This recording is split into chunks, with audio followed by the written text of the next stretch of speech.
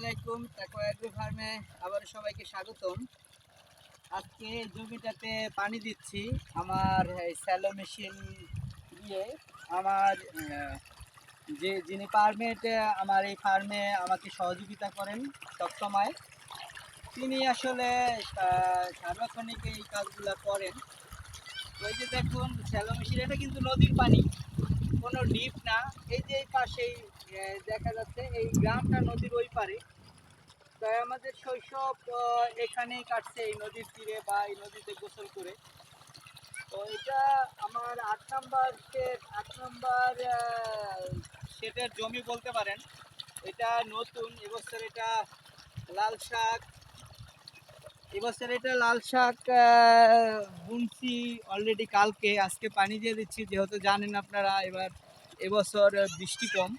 পানি দিলে লাল শাকটা উৎপাদন মানে অঙ্কুরিত হতে সহযোগিতা করবে পানির কারণে।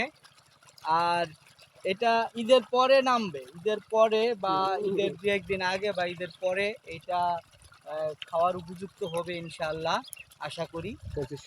তবে দেখা যাক কি হয়। আমার বিস্তারিত দেখতে আমার সাথেই থাকুন।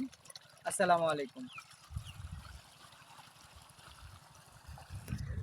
সেট করে